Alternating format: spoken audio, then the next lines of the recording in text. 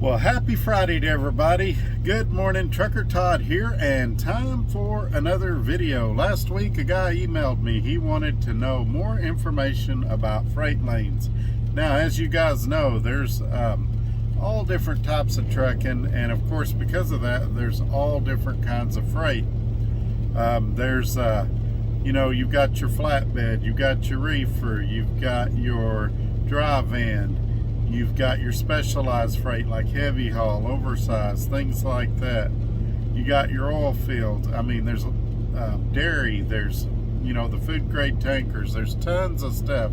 So in this video, I'm not going to be able to talk about every single type of freight there is out there, or every single type of freight lane there is out there.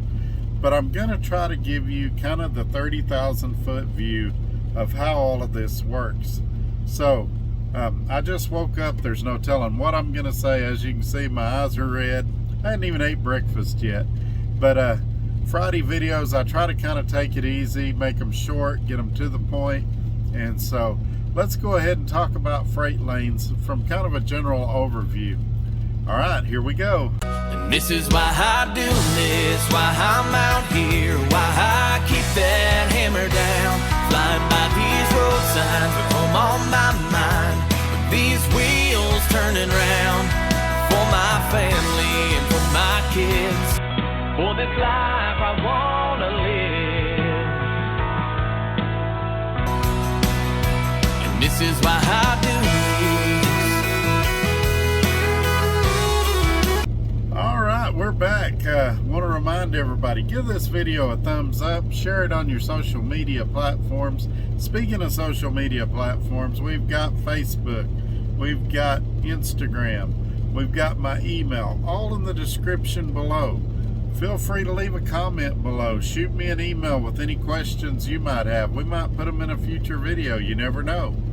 And also, you guys know I like it over here at Dart Transit. If you'd like more information about Dart Transit, I've got a recruiter I work with. She's great. She'll get your questions answered.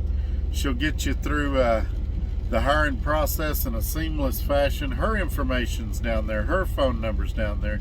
Tell her you've been watching Trucker Todd on YouTube, and give her my driver number of 58180. I'll really appreciate that. If by some chance you get another recruiter, just make sure you give them that driver number of 58180.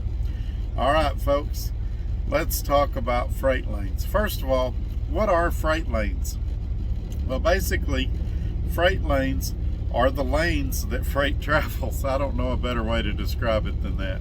So what you'll have is general paths that most freight follow. Now, terms you need to know for us to have this discussion.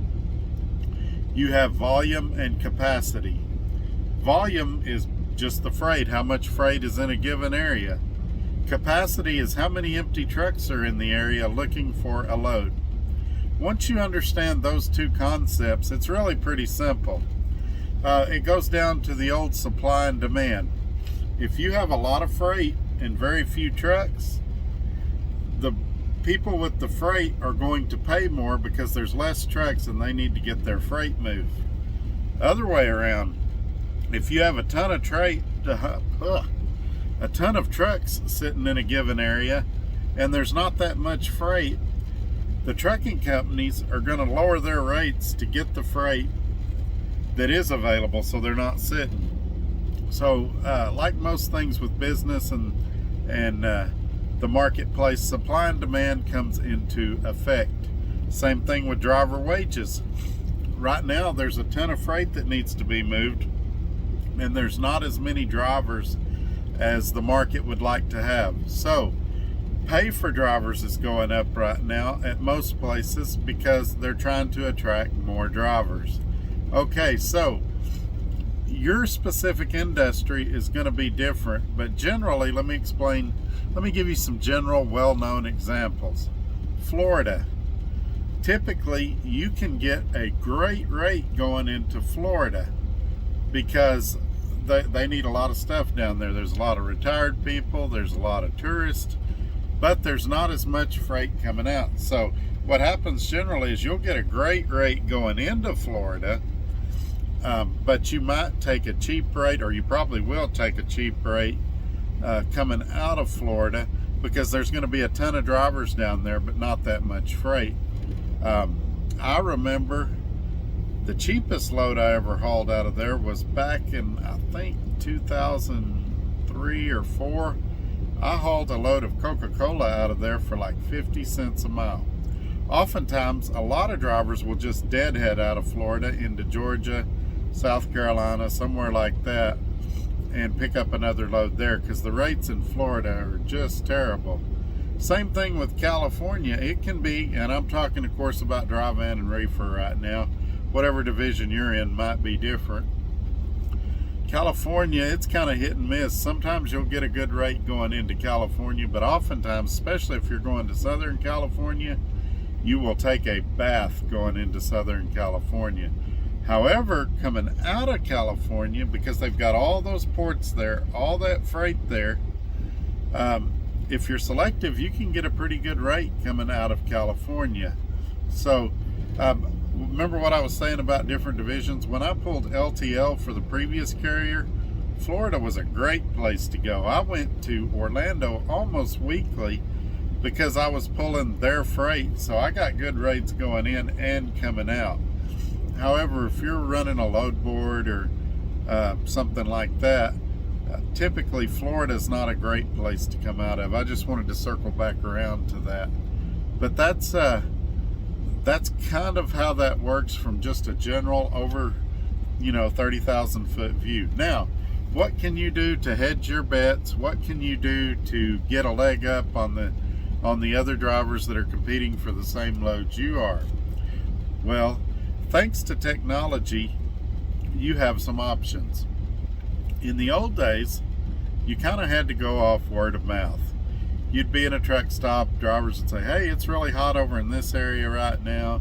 It's cooled off over here, like that. And you could kind of listen to them, and they might be telling you the truth, and they might be filling you with baloney.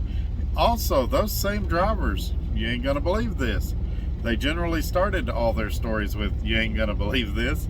And they were the #1 driver at their company, and they told their dispatcher just how it was. And so I was fortunate. I met a lot of drivers that were #1 at their company, but that's neither here nor there. All right, so there's a ton of subscription services available now that will answer these kind of questions. Typically, they'll show you a map of the United States, and it's color-coded, red, green, like that, all these different colors, and it'll show you where there's a concentration of freight and where it's kind of slim.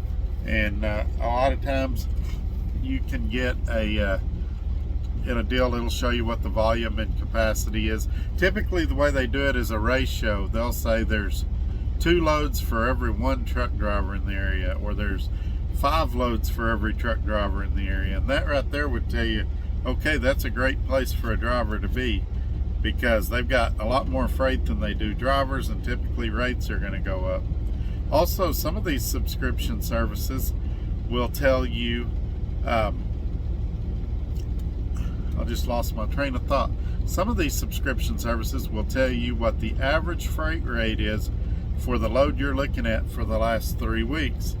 So say you're in Denver wanting to go to Dallas, you can look on there and it'll say over the past 3 weeks, this is what the average rate has paid for your division, flatbed, reefer, dry van, whatever, from Dallas to Denver.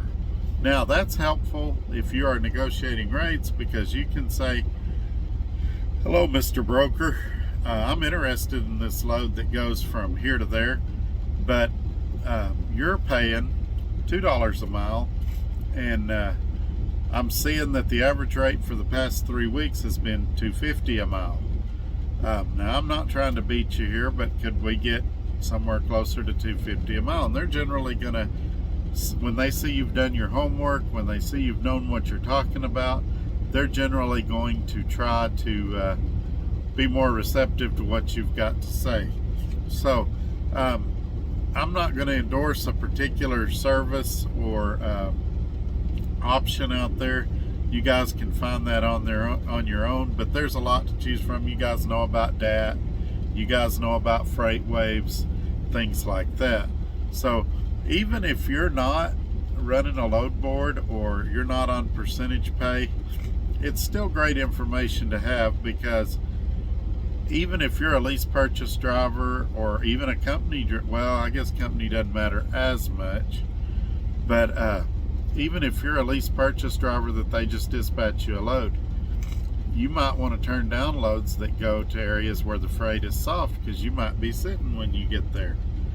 But that's what I wanted to say about that. I'm going to go ahead and wrap this video up.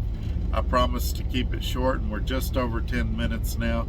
You guys have a great weekend. On Monday, we're going to do one of those videos that might get me in trouble. That's right, we're going to talk about fleet managers. So you guys have a great weekend, and prepare for me to get myself in trouble on Monday. Y'all have a good one. Bye-bye.